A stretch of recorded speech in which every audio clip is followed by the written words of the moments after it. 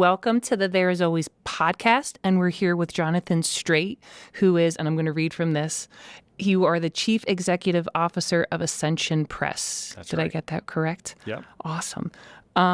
So I'm going to read from this actually, so forgive me if you're watching. So it says here, so it says, as leader in faith, Ascension has produced the Bible in a Year with Father Mike Schmitz, the Catechism in a Year with Father Mike Schmitz, and it has reached the #1 podcast on Apple Podcast category. That's right. Yeah. And our newest one, the Rosary in a Year with Father Mark right. Berry, it also reached #1 too of all the podcasts. And is that also on YouTube as well? It is, yeah. So it's a loaded question. How does that happen? Is it, So, I mean, each one of the podcast platforms has its own algorithm for how they determine that. So this was on Apple Podcasts. They've got different categories. We've had Bible in a Year, and a bunch of these have been in the top for the religious category. Yeah. But when Bible in a Year came out, when Catechism in a Year came out, and then now when Rosary in a Year came out, it's been #1 in all categories, which is very, very cool. But we still have the YouTube one. If you can watch it on YouTube, it's got, you can watch a video that follows along because it's got all the text on there. So some people just find that easy, but we wanted it in as many platforms as we could allow it to be. People could access it. So they have their preferences. Oh my gosh. Is there so did you start with, did it start with Rosary in a Year? I'm sorry, it didn't start with Rosary in a Year. Was there one in particular where it was like, you could see like a momentum building, or was there like an outcry for like, hey, we would like this, and this, or was it? I think Bible in a Year is what really kicked it off. We didn't have any other podcasts that had a more like definitive start date, so to say. We've been doing Father Mike's, weekly videos for years. That is in a podcast form. We have several other podcasts, one with a weekly show with Jeff Cavins, another one with Dr. Ted Sri. So we've had a handful of, podcast videos. It wasn't until Bible in a Year came along, and I think along with people saying like, well, I'm going to start it on January 1st. That a surge of attention and downloads, brings it up to #1, which gives us even more to talk about because it's like, hey, this is like the thing that's going on right now, and it's pretty exciting. And so then we did it again with Catechism in a Year, and then this time with Rosary in a Year. Oh, that's cool. So why Father Mike Schmitz? Well, we've been working with Father Mike for a long time. I believe it's, I want to say, probably around 10 years or so, maybe just a little bit more than that. And we started he was in a few of the parish programs. He's in Chosen, which is our confirmation program. And then we had started his weekly video, which was just kind of a weekly vlog, video, log. Probably around maybe just under 10 years ago. And he's been doing it ever since. And more, it's been getting attention. People like it. We regularly are looking at the audience comments and people leaving comments on YouTube and taking that into account, bringing it back to him. Like, here are the topics that, we got to work on. Here's some things that people want to hear more about.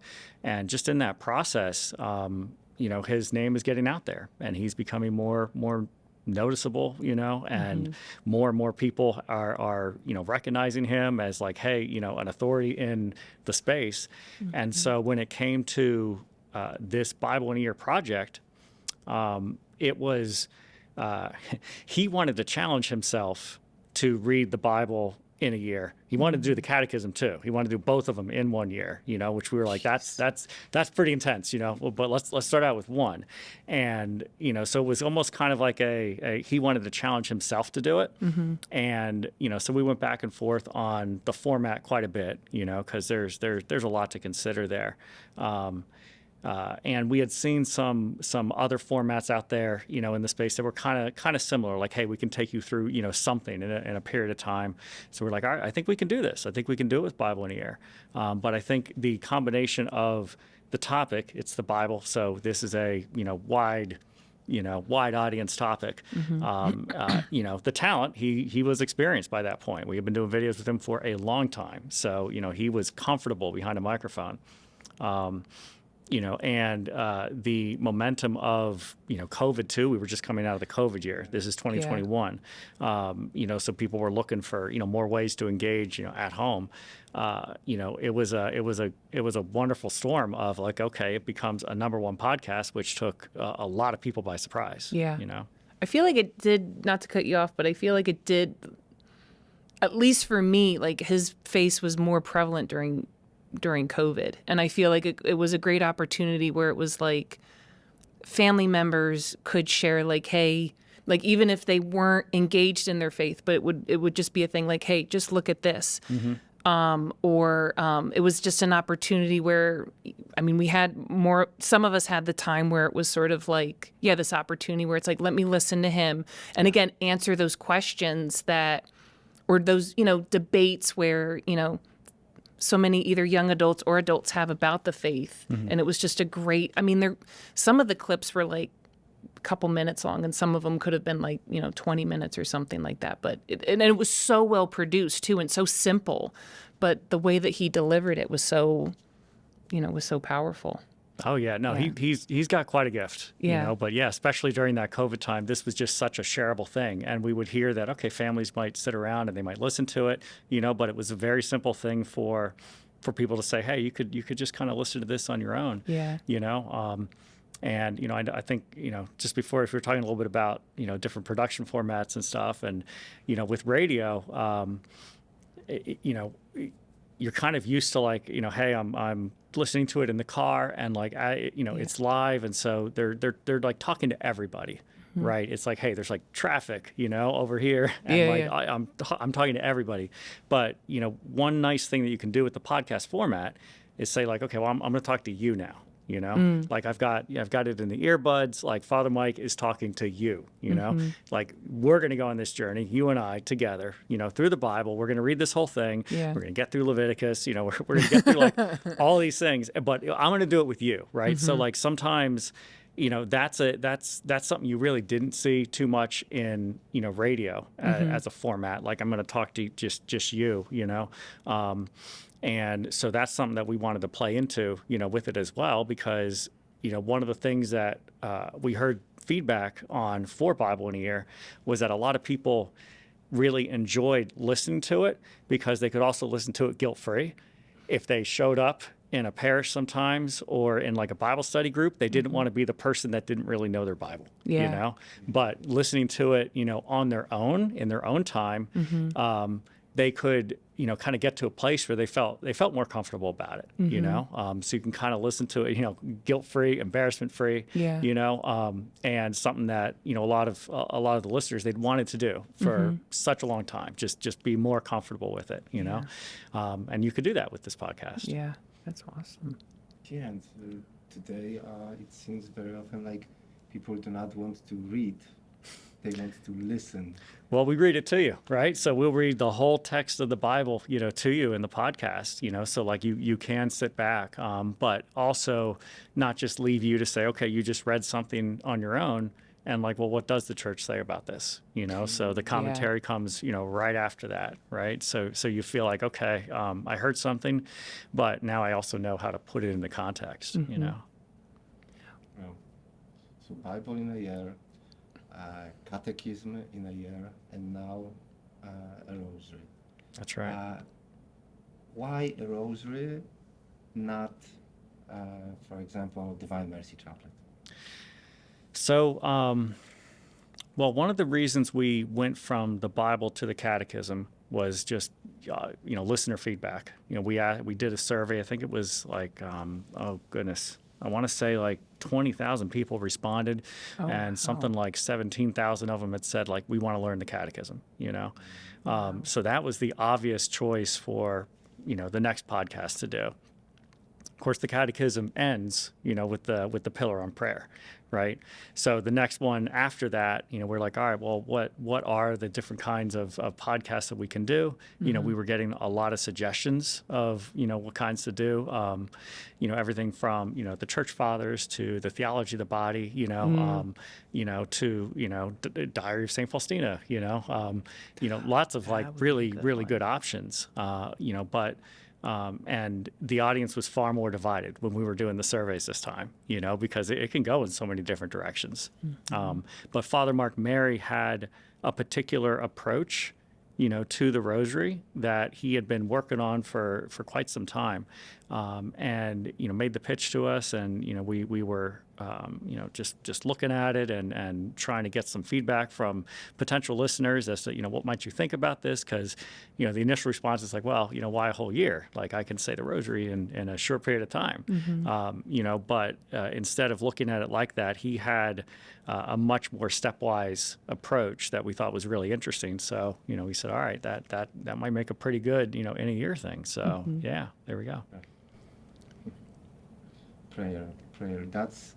That's a wonderful thing to get, like, to stay connected with the Lord. And I don't remember who said that, but one of the saints said that it is enough if you just hold the rosary in your hand, and the evil one gets a headache already. So it shows how powerful prayer it is. Yeah. He hates Blessed Virgin Mary. Absolutely. So, yeah. That's the thing that I really like it. Like, just hold it, like right now.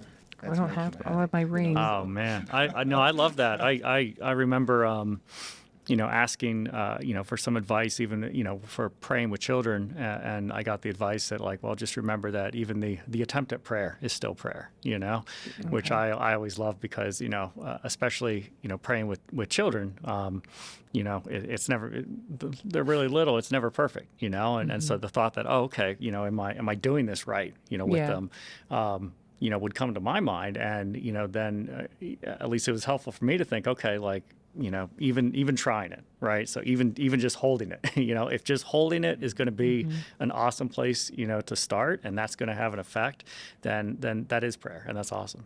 Yeah. And but we are talking about your like profession, your work, your job. But you are also a husband. You are a father of 6. I am. What is your favorite thing in like being a father?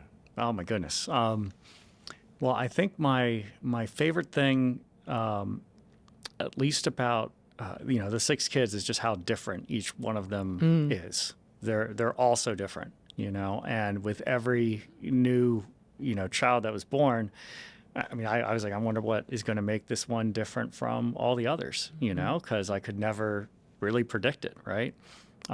So getting to know them and like kind of like how they want to be connected to me too. It's really interesting. So yeah, probably that the kids are all different. That's my favorite part. How old your oldest and youngest, or? The oldest is 12. Okay. He's a boy. And then there's 4 girls, and then there's another boy, and he's 2. Oh gosh, so they're sandwiched together. Yeah. And I'm sure he's picked, like, the youngest one. I'm sure, well, I have a nephew who's soon to be 2. Okay. So I'm sure, like, he'll pick up on, their experiences. Like, I'm sure you take him, to church, or like, Yeah. I had was it someone who said that they always tried to make prayer time at night, or pray the rosary at night, and the little ones they would send upstairs because they couldn't handle again 15, 20 minutes of praying the same thing over and over and over again. Yeah. And he almost made it like an opportunity to like intrigue them. So it was like, well, you go upstairs. We're going to be down here. You can go upstairs and play, read a book, whatever you want to do. And we're going to be down here praying. And they would notice that the little guy would be sitting at the top of the stairs looking down because he wanted to like participate and be included. Yeah. And then when they realized, okay, I think he can, withstand this and have the attention span and enjoy it, then it was like, he was like, of course they would pray together as a family, but for the little guys especially, it's like, it would be like increasingly hard. So like, what a privilege that, like, again, I have siblings too that, you can learn from each other and grow with each other and things like that. So, Yeah. and that they all have, like, I love different saints. So I'm sure they have like their favorite saints and, different, parts of the mass that they like and things like that. But, So yeah, that's awesome. I mean, Yeah. it's like the little ones, they see what the adults and the older kids are doing, and it's like they want to be a part of it. Yeah. And so even when it comes to prayer, it's like what are they doing? Yeah, yeah. So and they Or want what to is model this? it, but if they're in there, at the moment, they're just running around. Yeah. But that's not bad too. Yeah. That's just what they're able to do at the moment. So yeah. So about learning, your children learn a homeschooling system or in a regular school? Yeah. So our kids are homeschooled. Yeah. What led you to make such a decision to homeschool your children? It was something that my wife was always interested in, and with the first one that we had. With our first kid, we thought, okay, well, let's try this. He was always a really active kid, and so we were like, wow, even the thought of him, being in the classroom and just kind of sitting there the whole time, like we were like, this kid needs to, he needs to be outside, he needs to be experiencing things, and this will work well for him. So we started, with him, and it was working out, and so we've been doing it ever since. Mm-hmm. Wow. But isn't it like the children who learn in a homeschooling system, they have like limited access to kids of their age, like to spend time with other kids, and I don't know, to learn something more, even sometimes like to fight with each other from time to time, to grow in their maturity. Isn't it like a lack of it for homeschooling kids? I think that's usually the number one thing that people will get concerned with. Hey, you're homeschooling your kids, like, are they going to be able to have the social time and just all of the kind of just growing up that happens when they're just exposed to many other kids. At least for us, so here, where we are at the shrine, there's a really great co-op, so we've been able to come there. I think there's like 100 families or something. It's really big, wow. For a co-op. It's one of the largest here in, I believe, the Archdiocese of Philadelphia. And so that's been really good because then the kids, do get a lot more, social time. We live in a neighborhood that's got, a lot of kids that are playing outside and stuff too, and so, that's also great. I think we've just tried to be intentional about it and just make sure that they're able to participate in, activities that, there was some other kids, we have like a few of them do like a little online enrichment class here and there, so they get a little bit more of a traditional experience. But I think part of it has been just knowing which parts they're not going to get exposed to,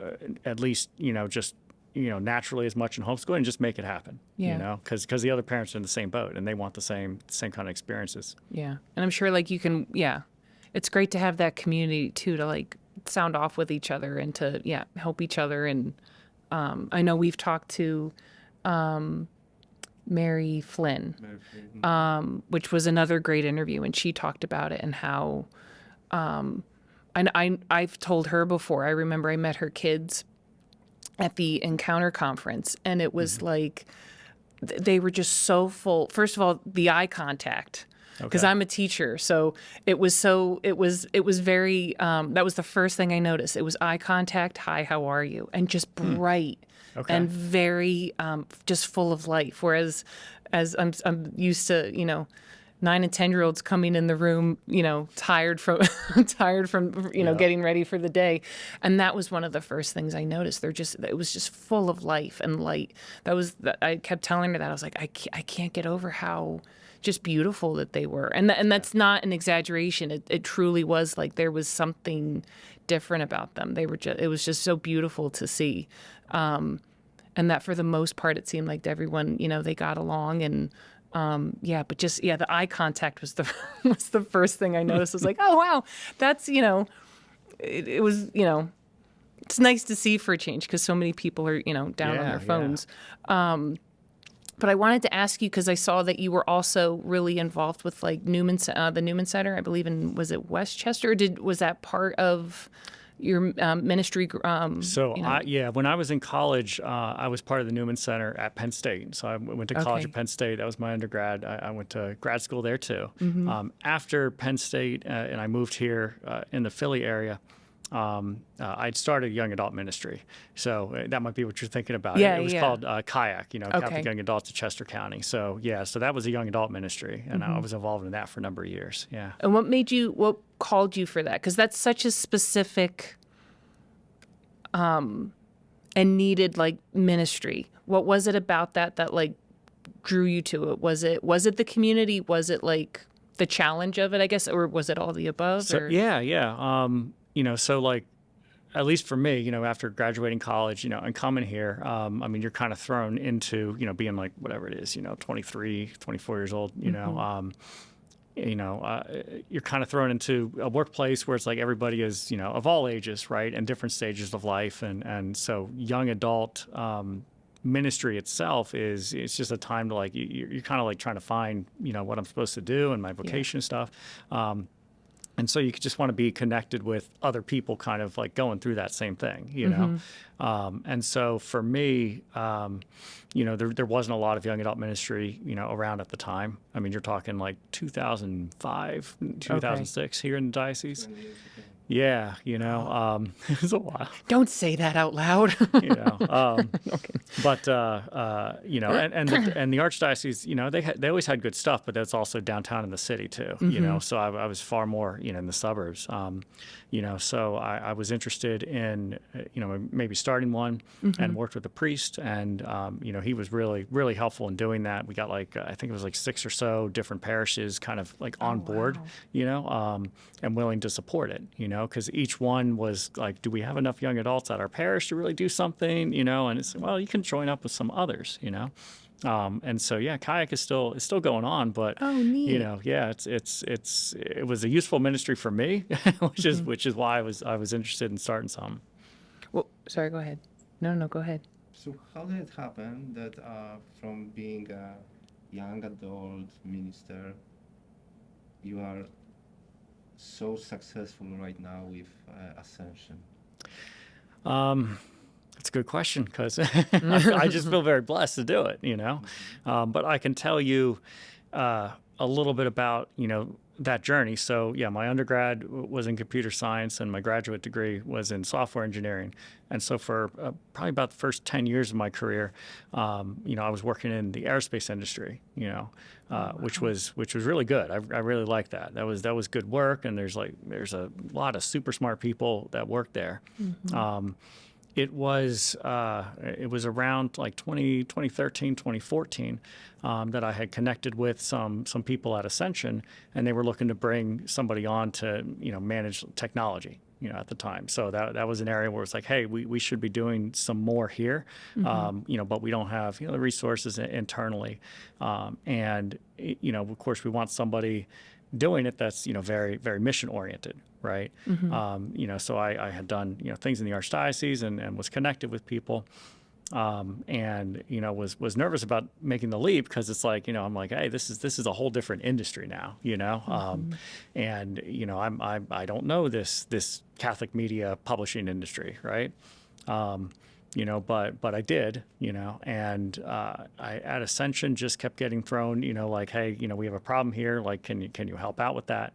And okay, I like solving problems, and so after so many years of that, I kept getting just more and more responsibility until 2021 became CEO and president. And so ever since then, it's like, wow, this is really cool. To be working with just such a talented, group of people. But I think part of that success has just been open to where the Holy Spirit wants to take us, and trying to find some really good people to work with.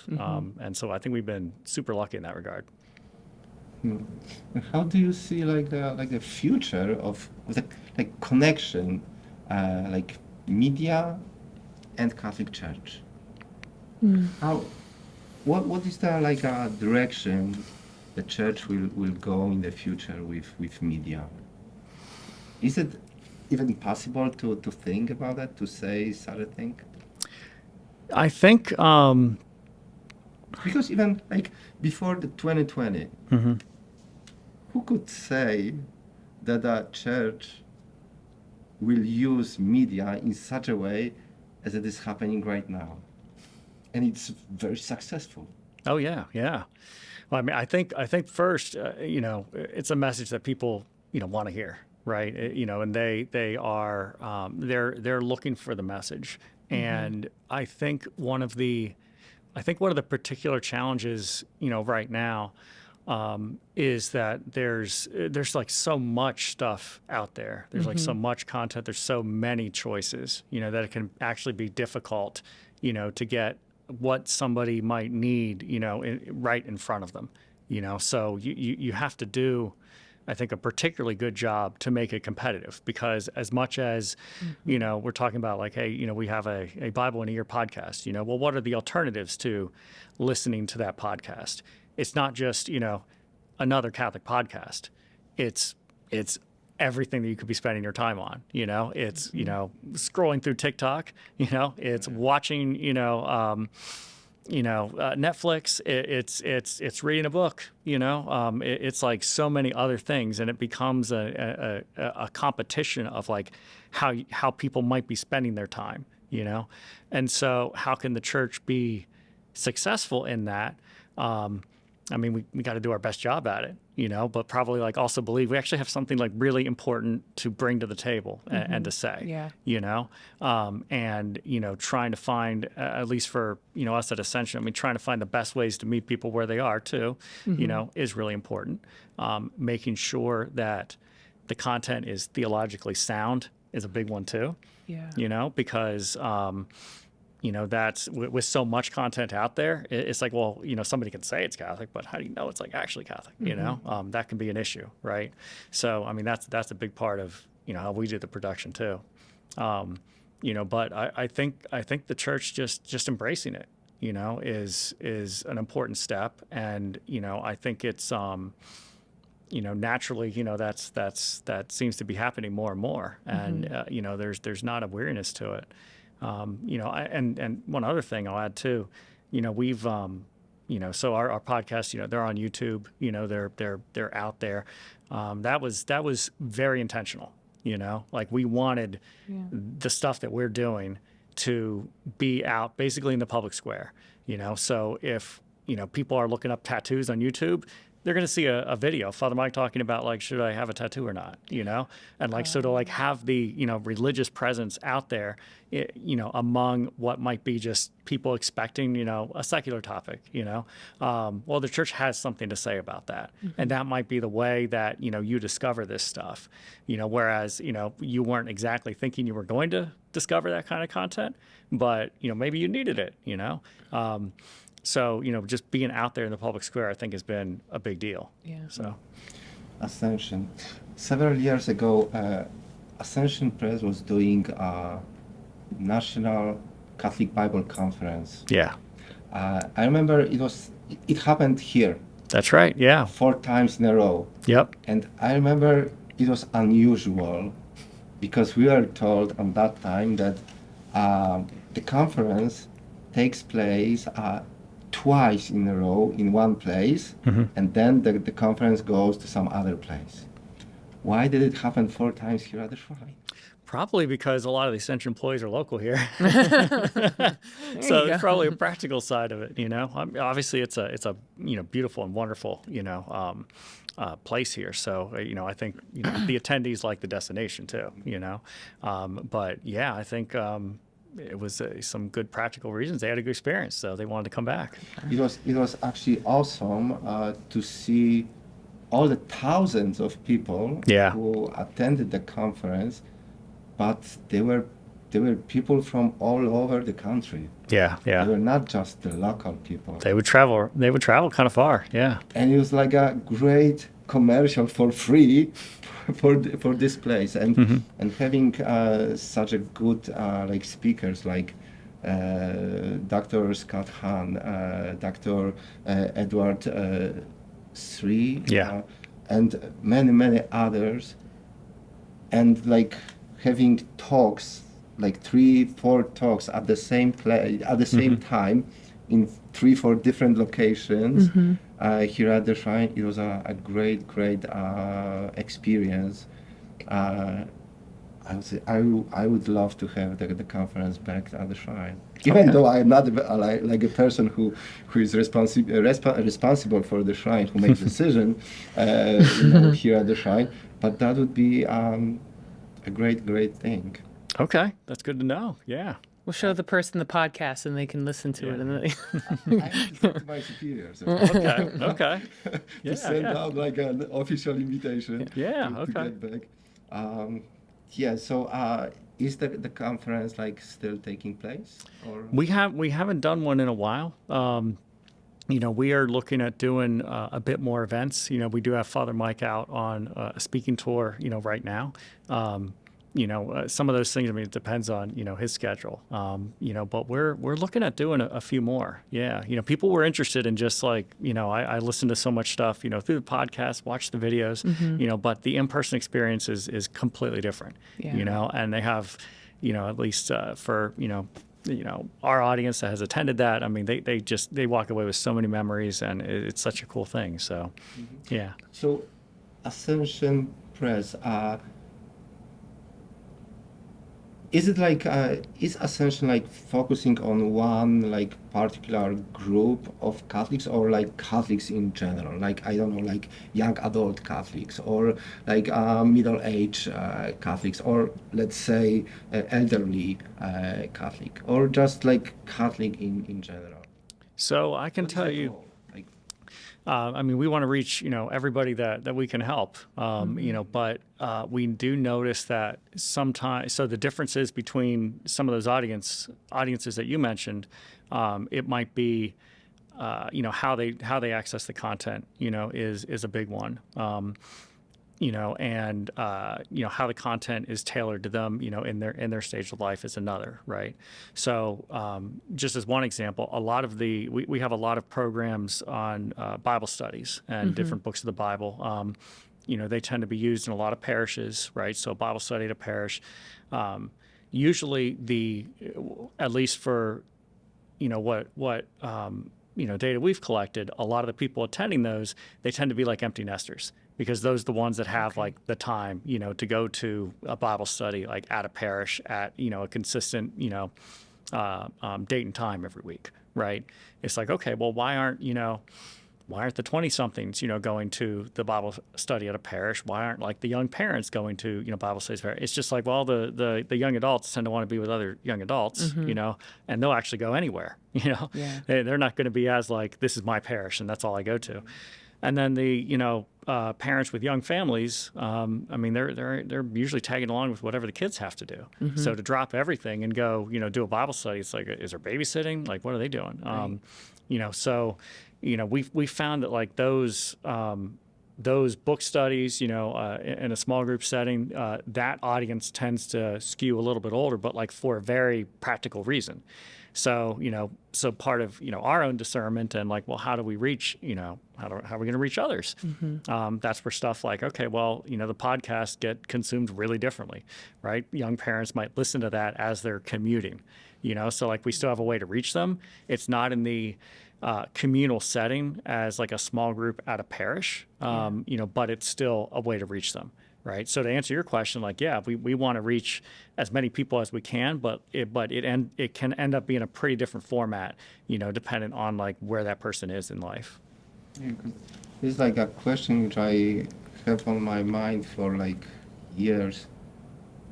What to do to attract more like young adults, or even like people so-called youth.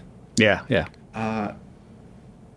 From your experience, what would you suggest how to work with young adults, with youth, to attract them more from the church's perspective, to make them like more involved into the church's life? Yeah, I mean, I think so. For the youth, I think the church has a good track record of youth ministry, and it being like, hey, we really need something, pretty much in as much as practicable in every parish, to have something for the youth. Young adults that's a pretty tough one, because they're many parishes will say like, well, there's not a lot like of them, within my boundaries.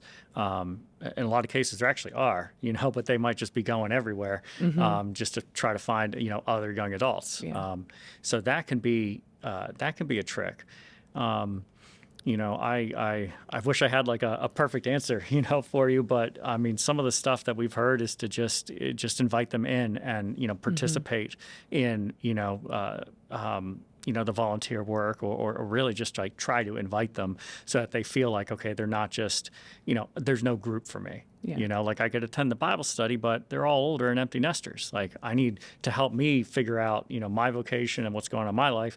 I kind of want to talk to other people my age, and if they're bucketed too much into, the youth ministry, they're going to feel like, well, I'm older.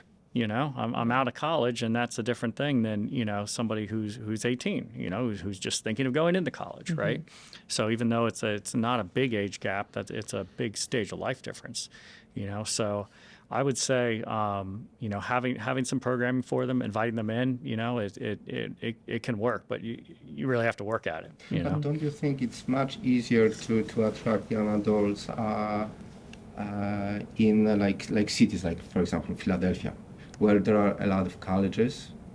They come from different regions of the country as well. Yeah. They live there, and maybe that's the reason why there is not too many young adults in like small little towns, and because they moved to school in some other like bigger places. Oh yeah, definitely. I mean, I do know it's at least a trend right now of most young adults after college moving right back in with their parents, because rent and housing is super expensive, so there could be, a handful of that, but I mean, yeah, that's a practical thing too. I mean, if you are in an area that's more densely populated, has lots of, places to rent, for young adults and, maybe is attracting them because of the work and the jobs that are there, or there's a college right there, that would be a huge one. Then yeah, naturally there's going to be a lot more, but even still, yeah, they have to be engaged too, because yeah, they might be thinking, does the church have anything for me, right? Does the church understand what I'm going through? And yes, but sometimes they kind of need to be told that. Yeah. Or maybe there is also like the other side, the problem is on the other side, that the young adults very often are not interested in anything what the church offers. They want to keep themselves like away from the church. Yeah, I can say too. So I'm also involved in another organization. It's called Catholic Young Professionals. If you've heard of them, and they have a chapter here in Philadelphia. And as part of being involved with them, like I'll do some mentorship, with some young adults, and it's amazing like how similar many people's stories are, for those that have gotten interested in Catholic Young Professionals, and sometimes it's like, to your point, maybe they're not like super duper interested, but they've begun their work. They've graduated college. They're beginning their career. They're in the workplace, and they're kind of seeing that there's a values mismatch with either the company or the rest of their coworkers, right? So even though, maybe lots of my coworkers are young and, we're kind of in the same, age group and stuff, it's not exactly who I want to spend my time with outside of work, and that feels kind of weird to me because I don't know what to make of that. Does that mean that, maybe I won't advance in this workplace, in this company, the way that I was hoping? I'm going to miss out on professional opportunities if I don't kind of bend my values, and, how am I going to meet people that like share my values too? So sometimes like some of those questions, even if they weren't exactly looking for the church yet, or, they're kind of lukewarm, sometimes some of those questions bring them back. And they're like, well, I want to find this because I'm noticing something's really missing here, I would also just say you can offer them free food, and they'll find you. That'll do it. Yeah. Spaghetti dinners was a big thing. What kind of food? Oh gosh, spiritual food? Both. Yeah, both. Yeah. So you say Taco Tuesday and Bible study or something, and Yeah, they show up. And then they will show up. Because we used to do spaghetti dinners all the time.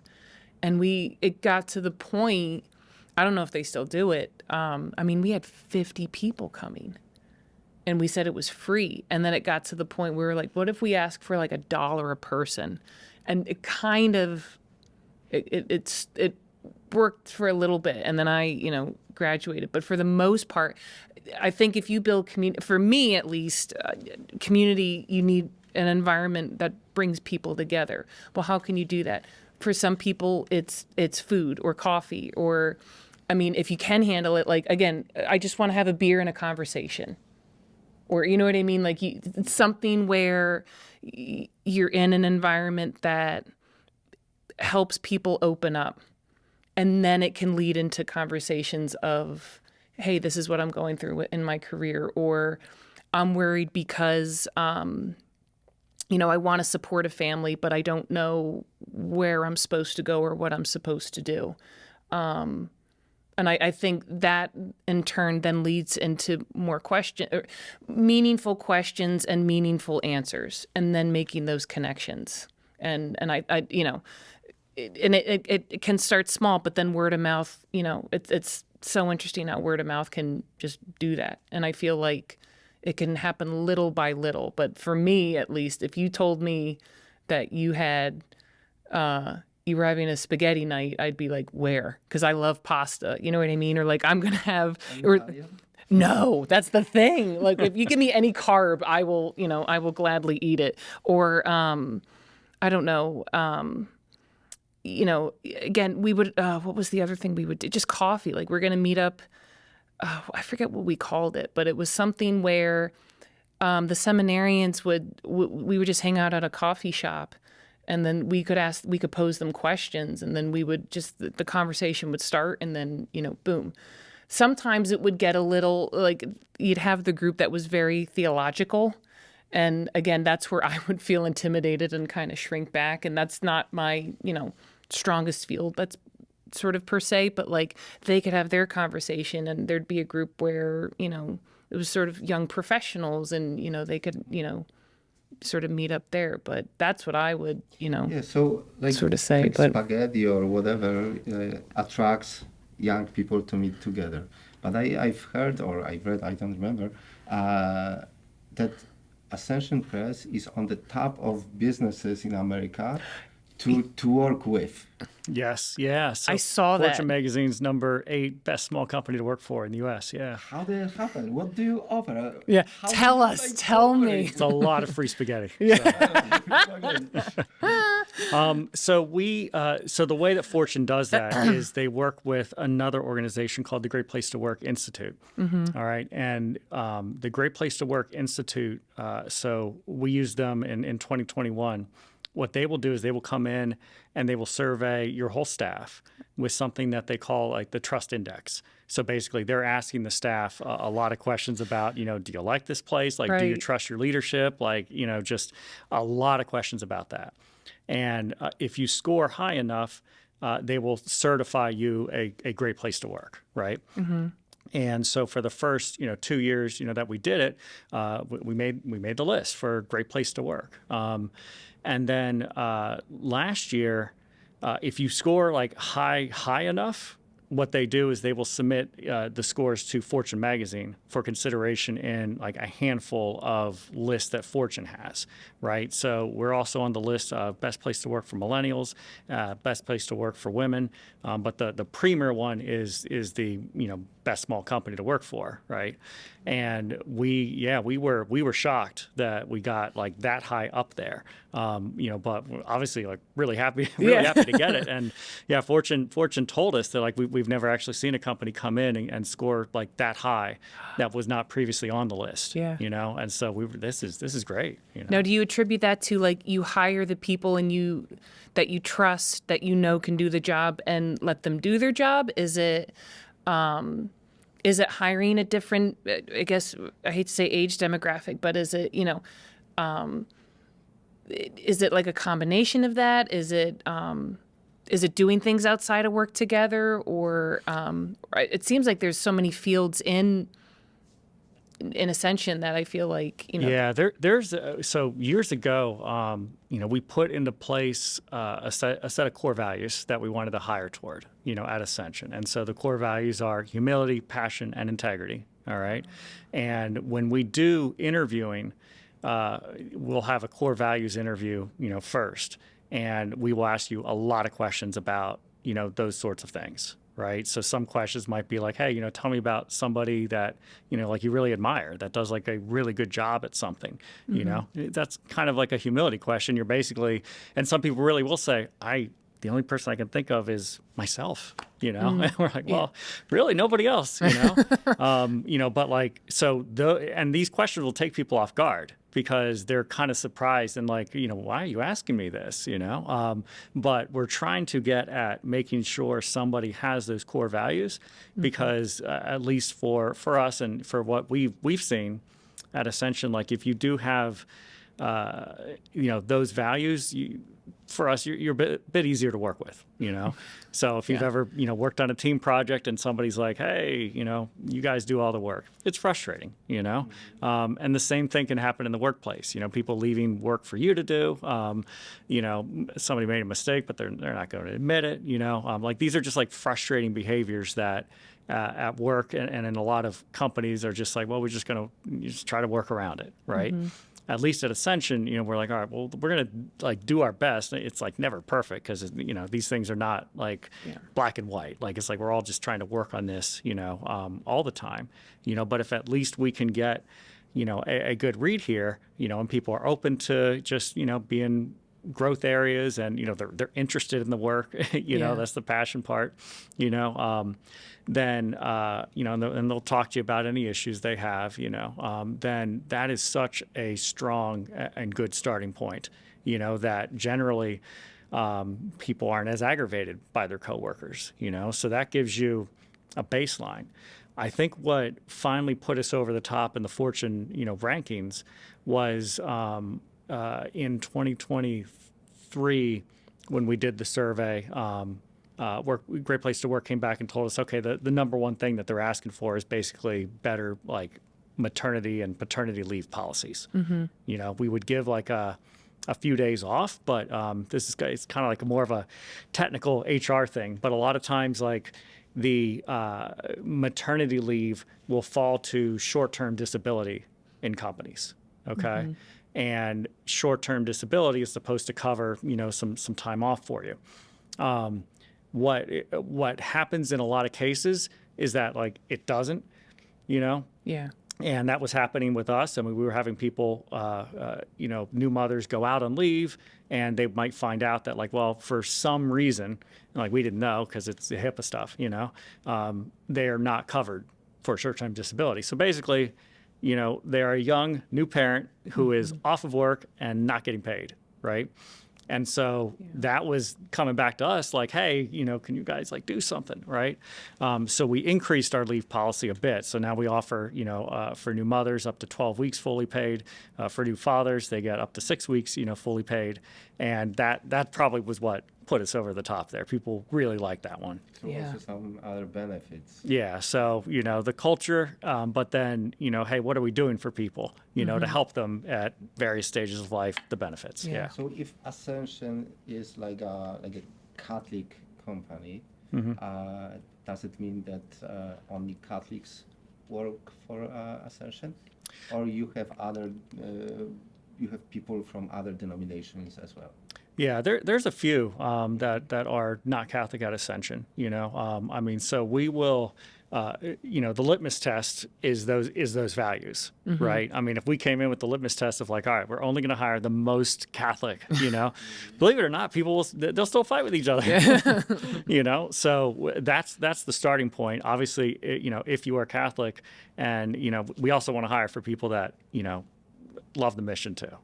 So people that are telling us that they love the content, they're excited about it. I mean, that's another indicator. But at some level too, I mean, just we need the best person for the job, as well, right? So there's a few people that aren't. The vast majority, are working in like production and creating content. So so they are, and they're tied to it, and they really know the faith because they got to work on the content. But yeah, there's no litmus test for are you Catholic, yes or no, coming in. So. Is there any like a chance that the employees of Ascension like pray together on the beginning of their shift, or on the end of their shift, or in the middle of their shift? Yeah, so very often we will begin meetings with prayer. I mean, obviously, if you just want to sit there, and not participate, you can. We do have the rosary every day at like 11:30. We'll just invite people. Whoever wants to come in. So there's, we have 100 employees. There might be like 10, 15, 20 that regularly want to jump in and do that. Wow. So like we have a lot of opportunities for that, and people feel very comfortable. Just and they like that environment too. For the very few employees that are not Catholic, I mean, they're happy working there because they like it. So. Do you have any place like a chapel in the office or something? We do actually have a little tiny chapel prayer space type thing in our office. And occasionally we'll have a priest come in and say mass, for the staff. So people that are local in Exton, are able to participate. So, yeah. I'm involved with the Encounter Ministries. We have the Encounter School campus here in Darmstadt on the Shrine. And it's already international, almost 40 campuses throughout the world. Mm-hmm. And the Encounter School has a campus in Mexico City. Okay. And the director of the campus, his name is Ricardo. He works for some company. It's just a regular company. They build some stuff. Mm-hmm. And the owner of the company is a very devoted Catholic in some connection with the local bishop. And the bishop gave them permission to have a chapel with the Blessed Sacrament there. Oh, that's crazy. Really? Wow, that's awesome. Oh my gosh. Nice. All the employees begin their work day in the chapel at some prayer. Wow. And that's terrific. Is he's like high positioned in the company, and the chapel is like behind the window of his office. So he says that every time he works in the office, he has access to the Eucharist. Wow. Oh my gosh. That is really cool. Yeah. Isn't it? Yeah. Maybe that's another thing. Yeah. No, I mean, I think it's, it's a good thing, and I think maybe in America in particular, there is a sense that, culturally we need to like keep, certain things, separate. Obviously Ascension is, a Catholic company. So, and that's what we're working on. So it's probably more like, of course they're going to do that, but I think it's a beautiful thing, and I know I've heard the same in like some other countries, like it's more, the norm that you might see some stuff like that. And people are like, yeah, that's neat, So I hope you see more of that here in the US. That'd be awesome. And there is, this guy is non-Catholic. His name is Rabbi Dawkins. He's great evangelist. His focus of his mission work is on the Middle East. Okay. He lives in Dallas, Texas. Okay. And even though he's non-Catholic, recently he went to the Catholic Church for adoration. His wife is Catholic. Mm-hmm.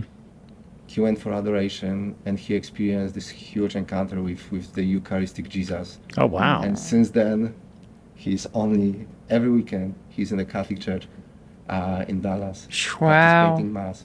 So he's a very well-known evangelist, and I'm just expecting that soon the message will be like spread over the world. Rabbi Dawkins is a Catholic because he experienced something huge. Yeah, that's amazing. With Eucharistic Jesus. Wow. So Eucharist. Is there any I don't know, like a wing of your things you produce as you publish, like dedicated specifically to Eucharist? I mean, we have a lot of resources. We do have some pocket guides, pocket guide to adoration, so we'll have some good, we do have some good resources for that. I'd say our pocket guide to adoration is probably like number one. Yeah. Mm-hmm. Yeah. That's a printed text? That's a printed one. Okay. Yeah. It's like a little leather-like thing, and I believe it was Father Josh Johnson that, wrote a lot of it. So yeah. Nice. That's a popular one. Yeah. How about some resources for the Year of Hope? We are just we just began the Year of Hope announced by Pope Francis. Any resources? We do, yeah. So we LEV, it's Vatican's publishing house, did reach out to us to see if we wanted to publish the Papal Bull. So we do. We actually have the whole Papal Bull for the Year of Hope. So we have that one available. So yeah. My demographic, I teach fourth grade. I taught second grade for 10 years. I have a 2-year-old nephew, but is there anything that you would recommend, I guess, for any young families, I guess, in that demographic? Or have you noticed anything with your kids that they really gravitate towards or that they enjoy maybe to be more connected with the Mass? Or, again, I didn't know about adoration, I have to be perfectly honest, until probably I went to college. And I feel like my mom is now an empty nester, and I feel like she has just been, I don't want to speak for her, but I want to say recently introduced to adoration, where she's been training, I don't want to say training herself, but feels called to go almost on a daily basis to go. Okay, yeah. So I didn't know if, I know it's harder for children, but would you recommend anything for that sort of demographic where parents are trying to engage their children, but in a way that's, again, it's giving them a taste of it and leading it to them. There's a difference between you have to do this other than I think you would enjoy this and get something out of it, if that makes any sense. Yeah, so there's a few resources we have. One of the most popular ones is we have an interactive Mass book that is really cool.